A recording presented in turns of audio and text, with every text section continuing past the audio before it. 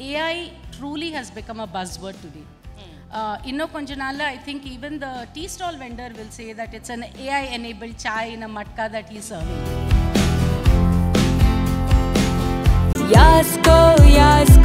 Yasko, shirts and trousers.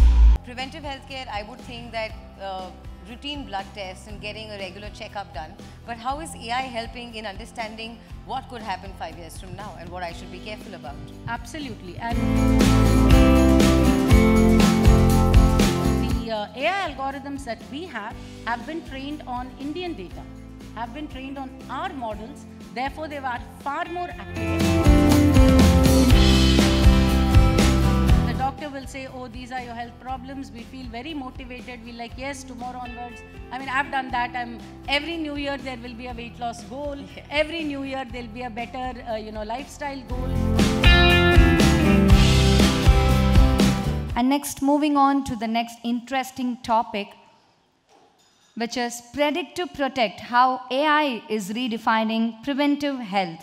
To moderate and chair the session, I now invite Ms. Vidhi Mageshwari to kindly join us on stage and to introduce our speaker. Put your hands together in introducing our speaker, Ms. Vijaya Rajagopalan, Head Preventive Health, Apollo Hospitals.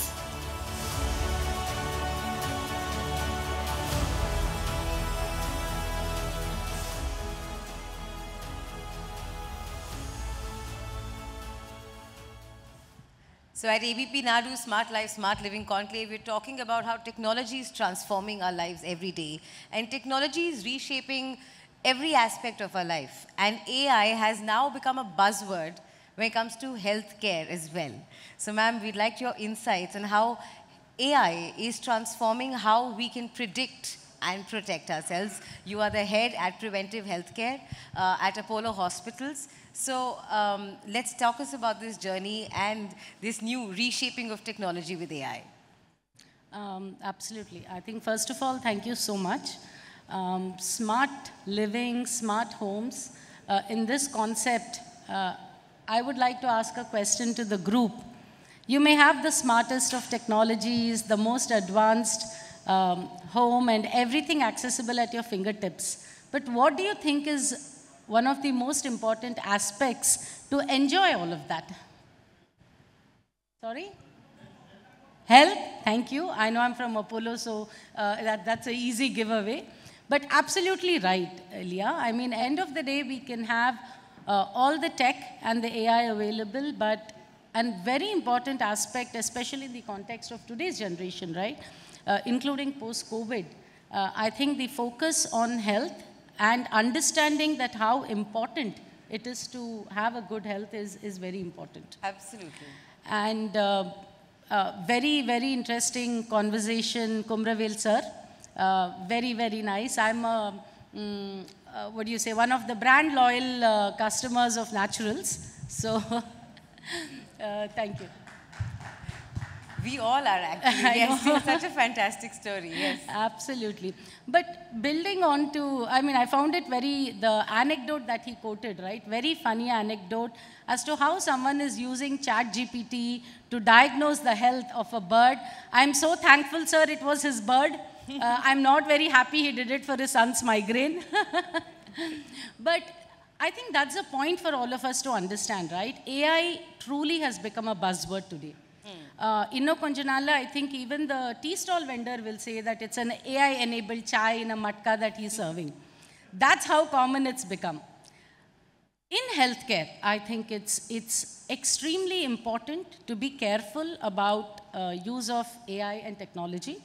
And in that sense, Apollo, again, I think reflecting on what Kumravel sir said, brand and trust, I think these become the two important factors. Yes. And at Apollo, the AI algorithms that we've built in, right, to predict what your future health risks can be, is completely built in-house, right? So therefore, there's a lot of data protection, data privacy that's into consideration. There are very strong ethics committees and stringent rules that look into applying AI. To answer your question, how is AI coming into preventive health? Correct.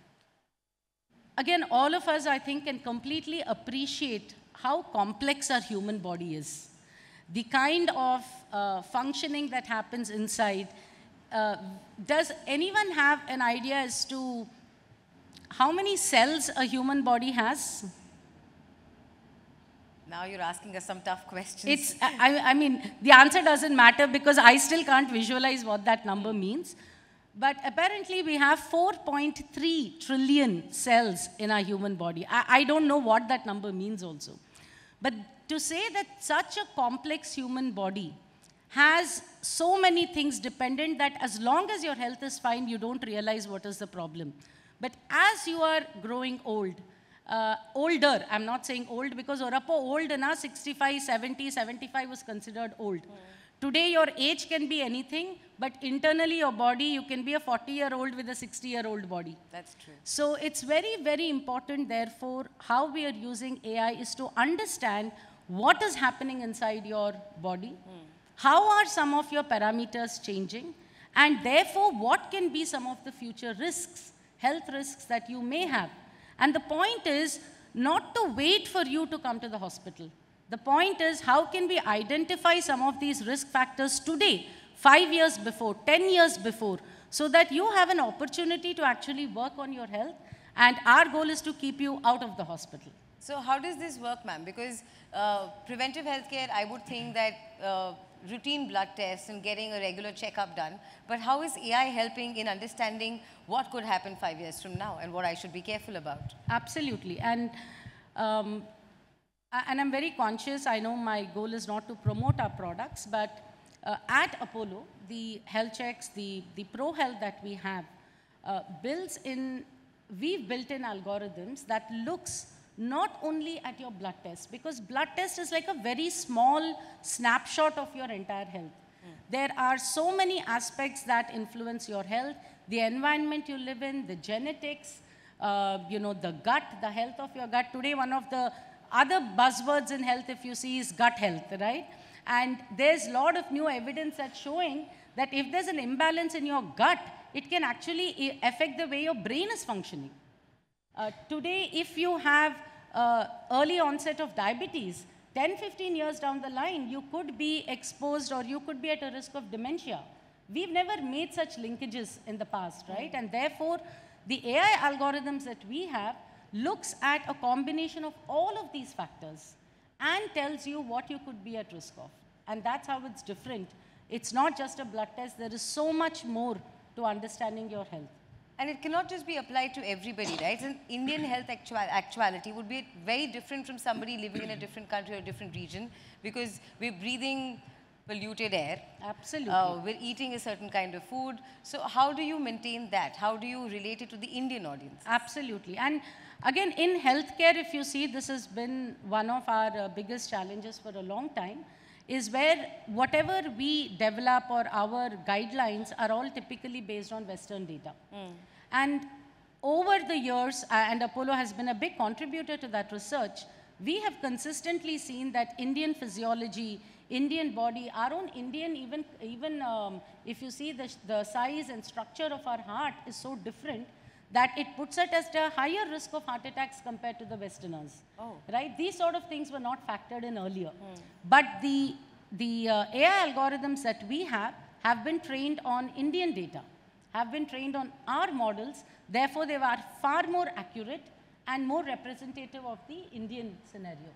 So I think till date people, even though AI is reshaping the world and it's become a buzzword, I think it still is a bit too futuristic to imagine it's actually helping healthcare. Would you have some real world examples that you could show on how it's changing things? Absolutely. So for example, one of the things that we are doing is one of our AI algorithms, just to give you a more tangible example, right, is it's called the AI cardiac risk score. And this algorithm basically looks at your entire health profile and says what is your risk of developing a cardiac problem in the next 10 years. And not only that, it also says what are your top 3 risk factors that you have an opportunity to change.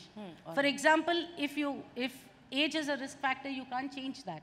If genetics is a risk factor, you can't change that. But if hypertension is a risk factor, or if there's something in your family history that can be that can be worked upon. Some of these aspects are also called out to the health check guest. And then the doctor is able to work on very specific and, targeted guidance to them. So the other gap would be, all right, so AI technology has predicted that maybe this could happen, and these are some things that I need to work on. Now comes the action plan. Absolutely. People delay the action. They might realize the problem, they might understand the problem, but the action is delayed. How do you tackle that? So again, the approach we've taken is, giving advice, doing testing and giving advice is one aspect of it. But how do you nudge someone? How do you ensure that they stay on track? And this happens, right? Often, number one, if you see us as Indians, we try and avoid doctors and hospitals as much as possible. Right? There's still a lot of work to be done to be able to improve that trust factor. Unless there's a serious health condition or you're facing a symptom that you can't avoid, you don't want to go to unless the situation becomes extremely painful or just reaches an extreme. Exactly. Only then we want to go. Yeah. So, therefore, when people come and do their health checks, the doctor will say, oh, these are your health problems. We feel very motivated. We're like, yes, tomorrow onwards. I mean, I've done that. Every new year, there will be a weight loss goal. Yeah. Every new year, there'll be a better, lifestyle goal. But then what happens? We get, again, caught in what we call life. And therefore, we strongly believe in something called the nudge theory. And nudge theory is, again, a theory that's been developed and built upon over the last several years. It's a fairly old concept. The point is, how do you subtly and silently nudge a person? You don't put it out in the face, right? It's small things. So whenever you open your app, some health tip to motivate you towards to focus on your health. The Apollo's app also let you tracks your trends. So if I have a fitness tracker, my app is automatically able to pull out some of my key health parameters, of course, basis I give the permission to do it. And then it's actually looking at the trends of your various things and putting it all together and says what it means for you. And that's how, through the app, through the digital nudges, through the health coaches, we constantly keep the guest focused on their health. And we've seen some very good results. Oh, nice. Yeah, so. And also when it comes to personalization in healthcare, like a tailored diet plan, a particular kind of an exercise a person should do. Absolutely. Has that also happened? Absolutely. And again, I think today, right from pizza toppings to the kind of makeup that we want to buy, there is personalization in everything. So healthcare is no different because remember, the customer is the same. He's not going to treat healthcare differently. So people don't want a standardized diet. They want to know what is the diet that works for me. For example, there are some of these genetic tests that you do. One of the aspects it actually says is, what time in the day should you exercise for that exercise to be most impactful? What sort of exercise should you do?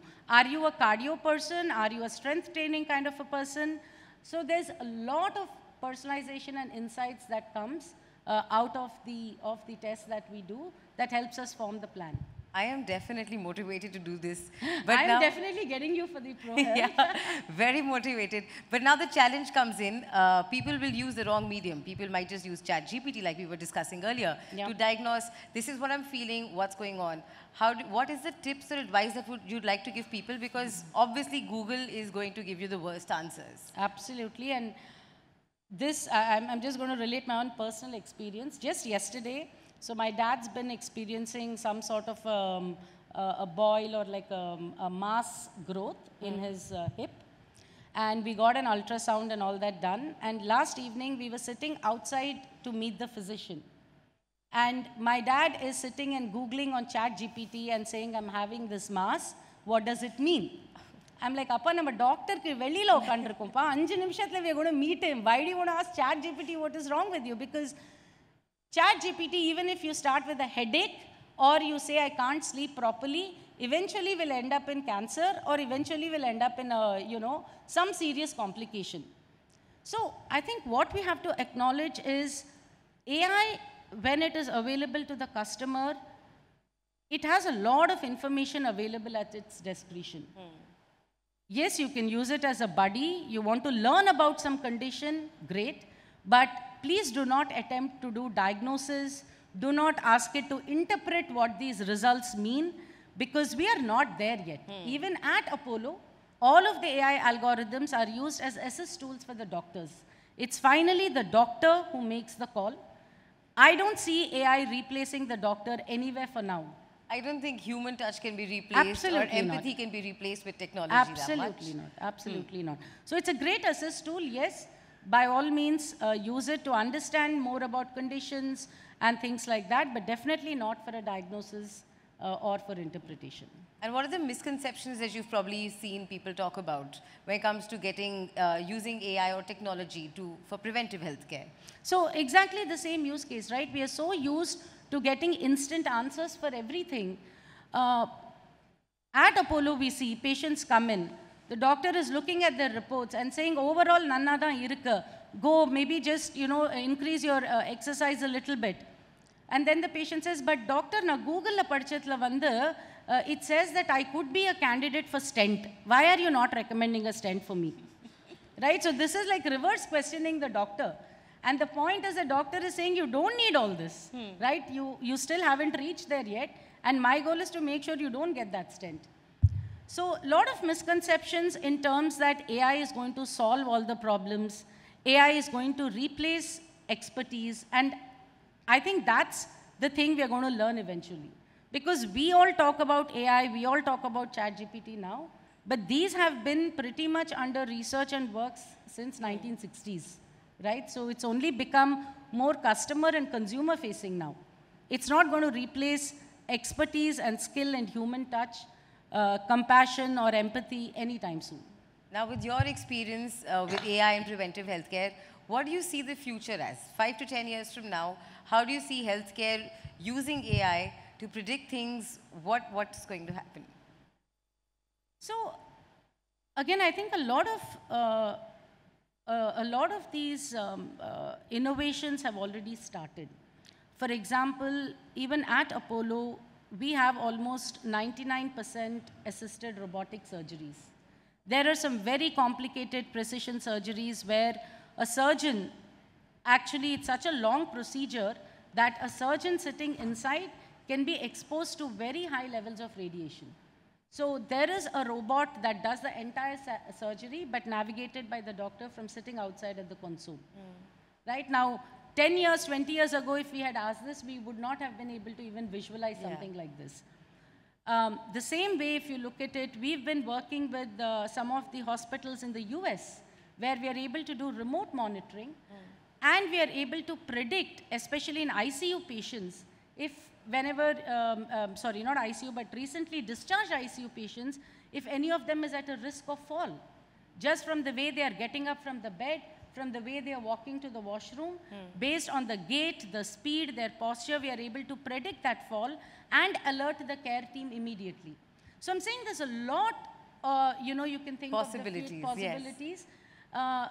Like I think just yesterday I was also reading about this first hospital in China, which is fully AI enabled, apparently with no doctors, no humans. So I'm very keen to see how that's going to work out. A little scary thought there. It's a little scary, and that's an interesting thing, right?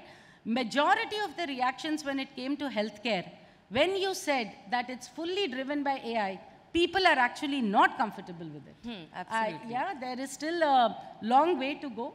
I think it's a great assist. It will make things a lot easier. It will make things more accurate. But as long as there is a layer of the doctor expertise that's going to manage it. I mean, technology is definitely reshaping how we see the world, how we interact with things around, but I think the role of a common person is to use it wisely. Absolutely. Do not just blindly follow whatever technology is telling you. Use doctors. You can't just ignore empathy and human care that comes with it. Absolutely. Ma'am, this has been a very, very insightful conversation. Thank Looking you. forward to the medical possibilities that AI can bring to the world. Thank you so much. Thank you.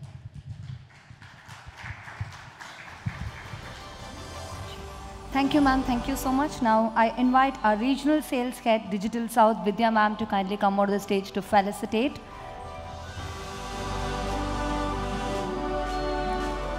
So, மீண்டும் ஒரு முறை நல்ல ஒரு பலமான ஒரு கைத்தட்டல் கொடுக்கலாம் to Ms. Vijaya Rajagopalan, Head Preventive Health, Apollo Hospitals.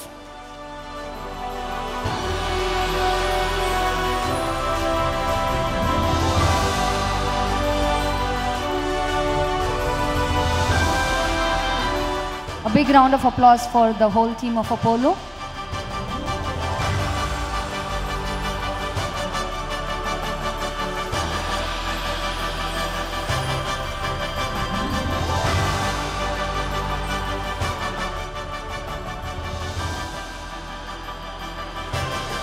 Thank you, ma'am. Thank you so much. I request everybody to please have your seats. Yasko Shirts and Trousers.